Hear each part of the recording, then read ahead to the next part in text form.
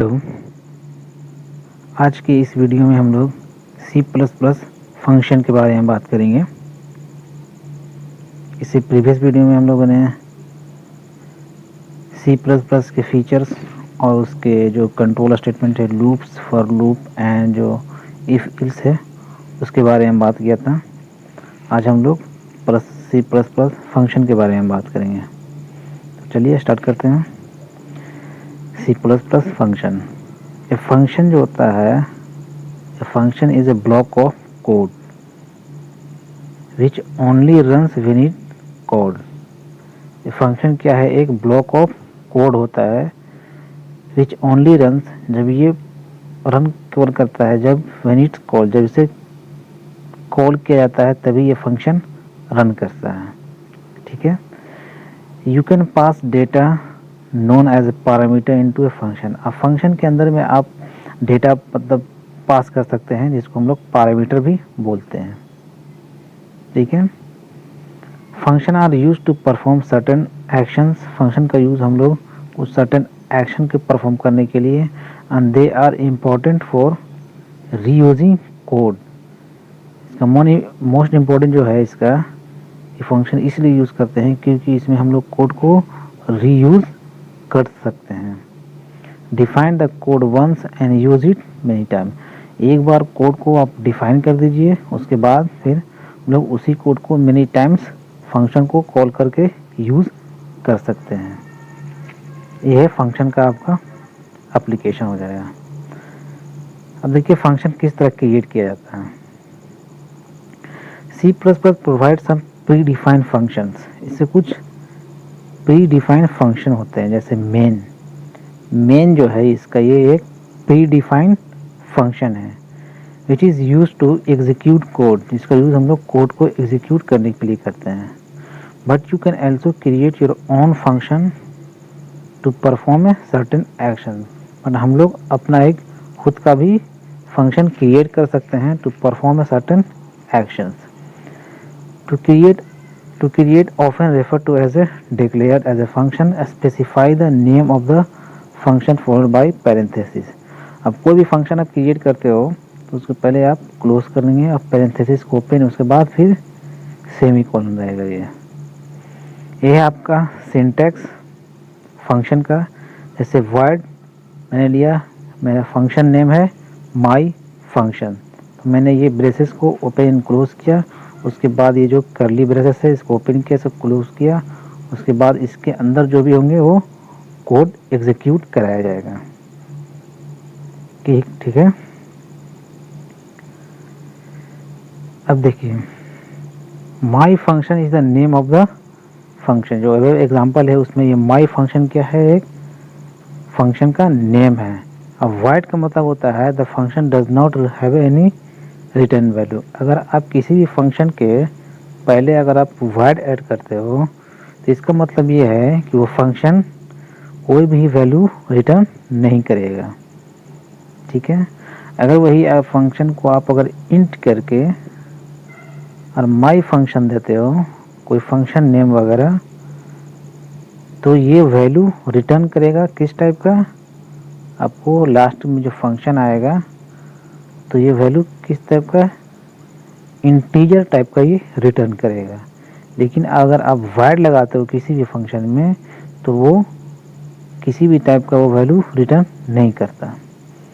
Inside the function the body the code that defines what is the function should do. देखिए function को कैसे call किया जाता है। Declared function not execute immediately. कोई function अगर डिक्लेयर किया हो इमीडिएटली एग्जीक्यूट नहीं करता है। They are saved for later and use. उसको सेव होता है, उसके बाद में यूज किया जाता है। And will execute it later when they called. जब उसको कॉल किया जाता है तब वो एग्जीक्यूट करता है, वो इमीडिएट फंक्शन एग्जीक्यूट नहीं करता है। To call a function, write the function name followed by the two parentheses and semicolon. In the following example, my function is used to print a text action when it is called. देखिए इसका आपका ये example है। Inside main call my function. ठीक है, मैंने एक function create किया जिसका है void माई फंक्शन, कुछ स्टेटमेंट दी हमने यहाँ, एग्जीक्यूट कराना है, क्लोज किया। उसके बाद मैंने इंट मेन फंक्शन, अब आपका ये मेन फंक्शन है, ये आपका क्रिएटेड किया हुआ फंक्शन था। अब इस फंक्शन को हम लोग यहाँ कॉल कर रहे हैं, देखिए कॉल किया जा रहा है इस फंक्शन, माई फंक्शन जो है ये यहाँ कॉल किया जा रहा है ये फंक्शन। तो जो फंक्शन जो कॉल होता है वो हमेशा माई मेन फंक्शन से ही आप कॉल कर सकते हैं क्रिएटेड फंक्शन को।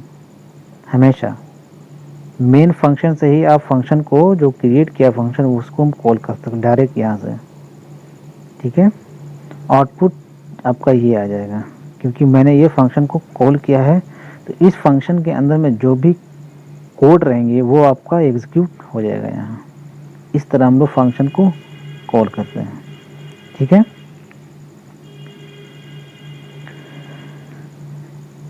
ये जो फंक्शन है, एक function can be called multiple times. एक जो फंक्शन है वो फंक्शन को हम लोग मल्टीपल टाइम्स कॉल कर सकते हैं, एक टाइम नहीं मल्टीपल टाइम्स इसको हम लोग कॉल कर सकते हैं। ये आपका इम्पोर्टेंट पॉइंट हो गया है। If A user defined function, जैसे कि ये था माई function is declared after the main function, अगर ये माई फंक्शन मेन फंक्शन के बाद डिक्लेयर होता एन एरर विल बी, अगर तब आपका एक एरर आ जाता। इट इज़ बिकॉज, ये इसलिए होता है कि C plus plus work top to bottom. C plus plus कैसे वर्क करता है आपका, top to bottom, which means that if the function is not declared above the main, the program is unaware of it। अगर आप function ऊपर में declare नहीं करते हैं above the main function, the program is unaware of it। जैसा कि ये ऑप्शन था आपका, जो भी फंक्शन आप डिक्लेयर करेंगे वो मेन से पहले आपको डिक्लेयर करना पड़ेगा, तभी फंक्शन वो, तभी मेन फंक्शन समझा है कि हाँ ये फंक्शन डिक्लेयर किया गया है, तभी ये फिर इसको कॉल कर सकते हैं। ऐसा नहीं हो सकता है कि मेन फंक्शन यहाँ रहेगा और आपका क्रिएटेड फंक्शन इसके नीचे रहेगा, ऐसा नहीं हो सकता। ऐसा होगा तो फंक्शन फिर एरर आ जाएगा प्रोग्राम में। इसीलिए सी प्लस प्लस जो है वो टॉप टू बॉटम वर्क करता है, नीचे से ऊपर की ओर वर्क करता है। ठीक है, फंक्शन ओवरलोडिंग क्या होता है? With function overloading multiple function can have the same name with different parameter, उसको हम लोग फंक्शन ओवरलोडिंग बोलते हैं। तो मल्टीपल फंक्शन, बहुत सारे फंक्शन होंगे, फंक्शन का नेम सेम होगा लेकिन उसका जो पैरामीटर्स हैं वो डिफरेंट होंगे। जैसे कि ये देख लीजिए, फंक्शन नेम सभी में सेम होगा आपका, माई function my function my function my function. ये इंटीजर टाइप का है, ये फ्लोट टाइप का है, ये डबल टाइप का, लेकिन जो इसका जो पैरामीटर है वो चेंज होगा। यहाँ इंट एक्स को दिया गया, यहाँ फ्लोट दिया गया है, यहाँ double and double x y दिया गया है। तो इसको हम लोग बोलते हैं फंक्शन ओवरलोडिंग। फंक्शन ओवरलोडिंग में क्या होता है कि जो फंक्शन नेम सेम रहेगा लेकिन पैरामीटर्स आपका डिफरेंट रहेगा, उसको हम लोग बोलते हैं फंक्शन ओवरलोडिंग। नेक्स्ट है C plus plus storage classes.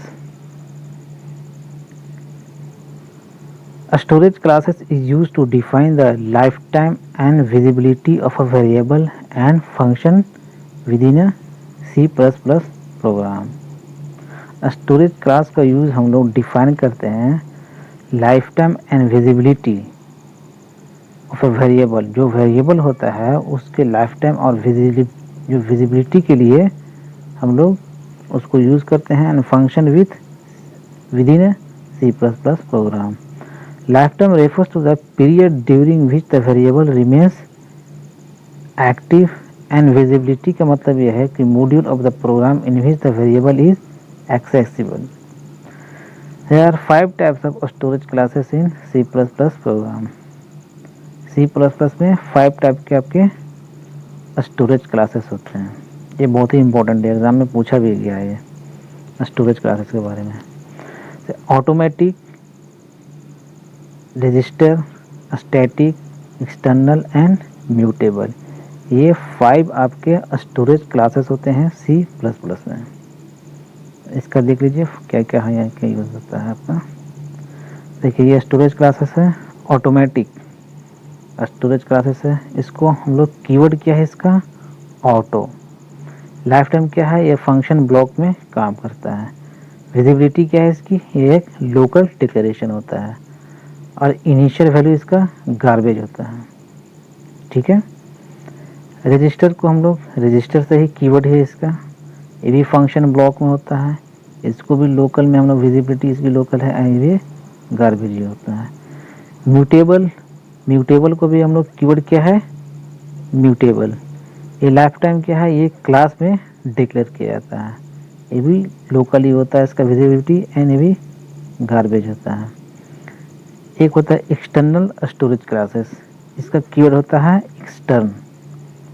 ये होल प्रोग्राम में कहीं भी आप डिक्लेयर कर सकते हैं extern.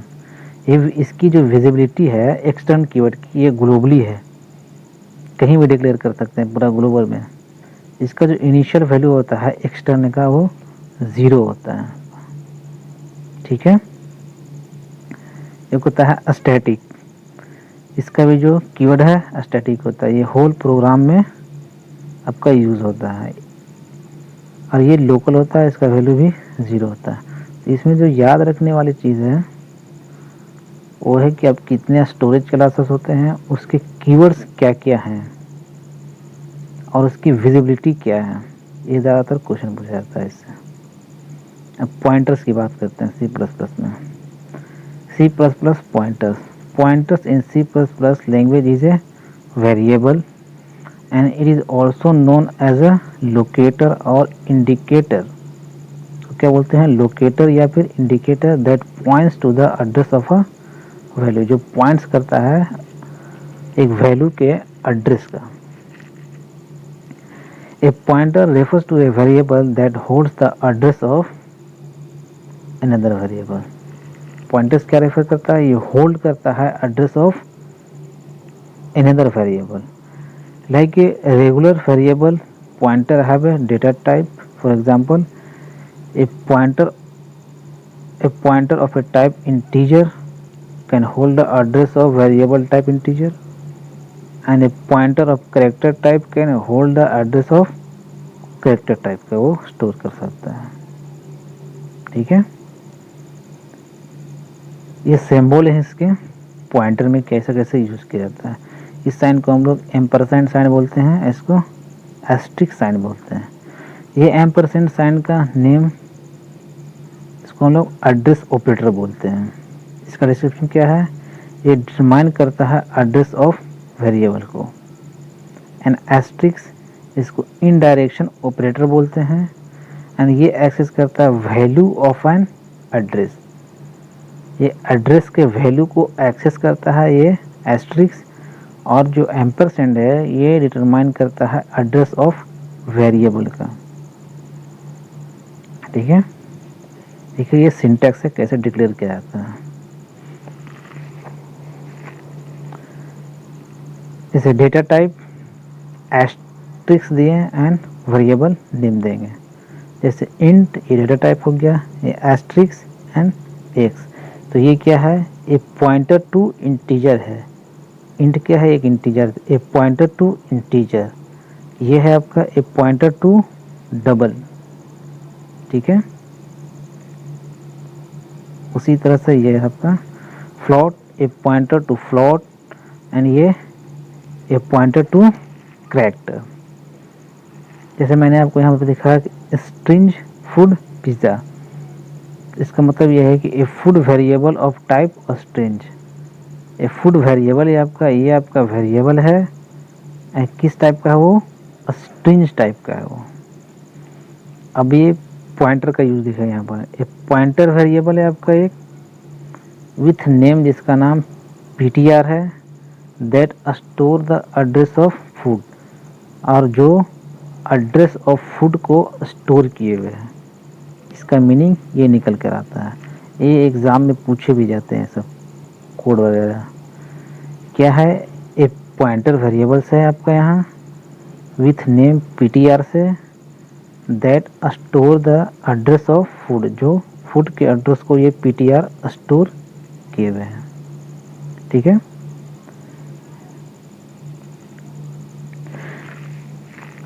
There are 3 way to declare pointer variable but first we preferred.